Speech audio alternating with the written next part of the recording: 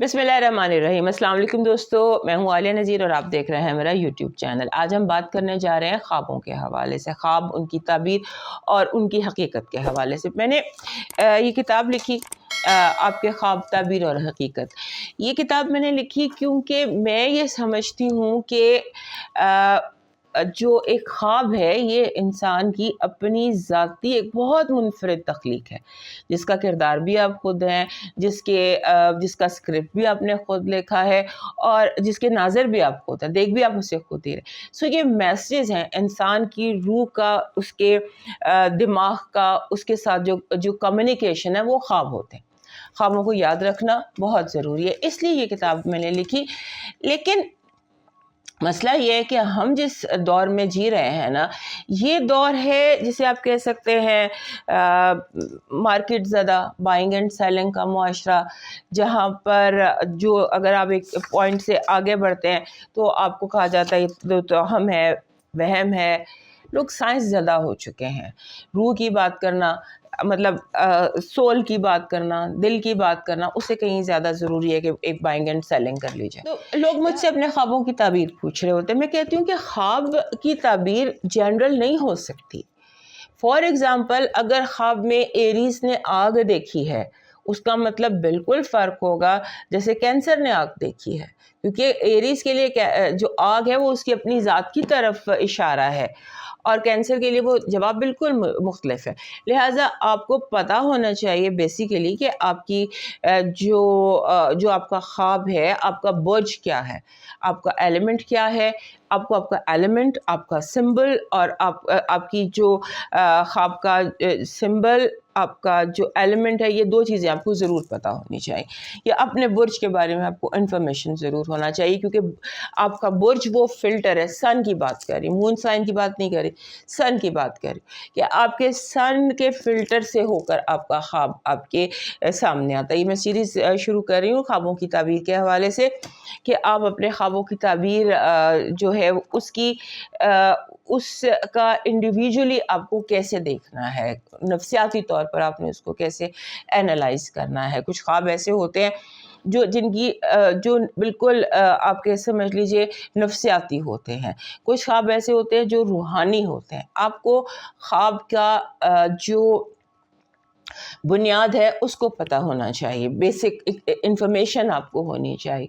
और उसके बाद अपने ख्वाब के सबसे बेहतरीन इंटरप्रेटर आप खुद हैं। मैं आपको सिर्फ इंफॉर्मेशन दे सकती हूँ, ताबीर आप खुद अपने हिसाब से डिवाइस कर सकते हैं। फॉर एग्ज़ाम्पल, मैं आपको आज जो अगर ये जो मैंने सिलसिला शुरू किया है, अगर आपने इसे लाइक किया, सब्सक्राइब किया, तो आपकी तरफ से मुझे मिली कंफर्मेशन, तो मैं इसको जारी रखूँगी, क्योंकि यही मोटिवेशन होती है। और क्या मोटिवेशन होनी है हमारी, कि लोग देख रहे हैं और उन्हें इसमें कोई इन्फॉर्मेशन मिल रही है। तो उसके लिए ये शुरू हमने किया, इसकी सीरीज़ की ये पहली वीडियो है। पहले भी इस पर मैंने बनाई है, बट ये जो सीरीज़ मैंने शुरू की है, इसके लिए मैं आपको शुरू कर रही हूँ एक छोटी सी नफ्सियाती थीम से। कुछ ख्वाब ऐसे होते हैं जिनकी बुनियाद जो है वो मुकम्मल तौर पर नफ्सियाती होती है, और वो सारों को ज़िंदगी के किसी न किसी हिस्से में दिखाई देते हैं। कभी वो सारी ज़िंदगी दिखाई देते हैं। ख्वाब एक ही रहता है, मतलब ख्वाब के कैरेक्टर्स बदल जाएंगे, रंग बदल जाएंगे, सारा कुछ बदल जाएगा, थीम वही रहेगी। जो थीम आज मैंने चूज़ की है वो है इम्तहान, एग्ज़ाम।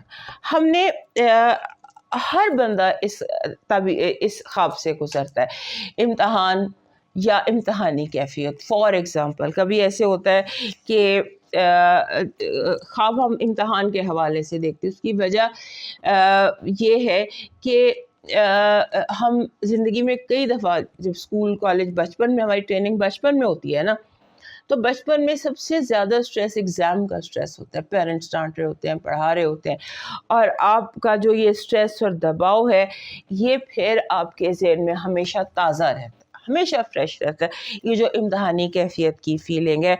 और जब भी हम अपनी ज़िंदगी में इम्तहानी कैफियत से गुज़रते हैं या किसी भी ऐसी कैफियत से गुज़रते हैं, तो हमें ऐसे ख्वाब दिखाई देने लगते हैं, और वक्फ़ों से दिखाई देते हैं। फॉर एग्ज़ाम्पल, आपको लगता है कि पर्चा सामने आ गया, सवाल नहीं समझ आ रहा है, لکھا ہوا نہیں سمجھ آ رہا کیا لکھا ہوا ہے کہ یہ سب ہوتا ہے.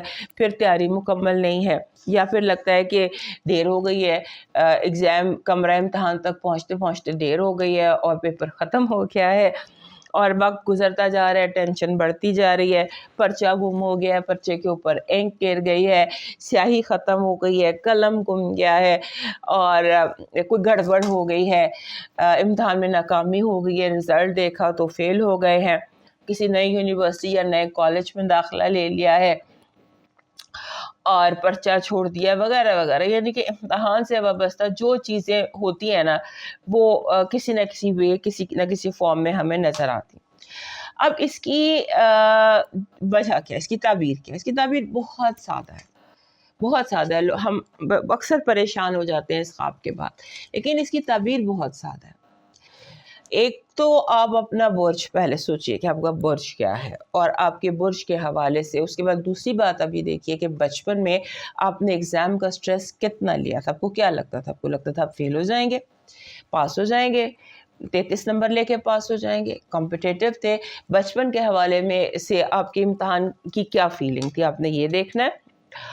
اور پھر آپ کو یہ اس خواب کی سمجھ آئے گی، کیونکہ یہ خواب ان دنوں زیادہ نظر آتا ہے جب ہم اپنی پریکٹیکل زندگی میں، بچپن میں، جوانی میں، بڑھاپے میں کسی امتحان کی کیفیت سے گزرتے ہیں جہاں بہت زیادہ تناؤ اور سٹریس اور کھچاؤ ہوتا ہے. تب ہم اس سے گزرتے ہیں، اور جہاں پر نتیجے کی بہت اہمیت ہوتی ہے. ایسی سچویشن جہاں پر آپ کو رزلٹ کی بہت زیادہ اہمیت ہے، اور رزلٹ آپ کے ہاتھ میں نہیں ہے، آپ نے پرچہ کر کے دے دیا، وہ تو آپ کے اختیار میں نہیں ہے، محنت آپ کے اختیار میں. اور اس کے علاوہ جب ہم تھوڑے سے میچور ہوتے ہیں، بچپنا کم ہوتا ہے، جب ہم میچورٹی کا کوئی لیول اپنا لیتے ہیں نا تو اس وقت بھی یہ خواب آتا ہے. دیٹ مینس کہ یو آر گیٹنگ میچور. اس کے بعد جب کبھی جو لوگ اپنی زندگی کی 40 سال کے ہو جاتے ہیں نا، 40 سال کی عمر کے بعد یہ خواب زیادہ دکھائی دیتا ہے. 40 سال سے پہلے یہ خواب اتنا دکھائی نہیں دیتا، کیونکہ میچورٹی لیول کا بھی مسئلہ ہوتا ہے اور بہت ساری مسائل ہیں. 40 سال کی عمر میں یہ خواب زیادہ آتا ہے. اور اس کے بعد آپ کو لگتا ہے کہ جو موجودہ حالات ہیں ان کا بہت برا نتیجہ نکلے گا، اس وقت بھی آپ کو یہ خواب دکھائی دیتا ہے. اور اس وقت بھی آپ کو یہ خواب دکھائی دے رہا ہوتا ہے جب آپ وری زیادہ کر رہے ہوتے ہیں، اور اس وری زیادہ کر رہے ہوتے ہیں، بلا وجہ سوچ زیادہ رہے ہوتے ہیں اور رائے کا پہاڑ بنا کر بیٹھے ہوتے ہیں.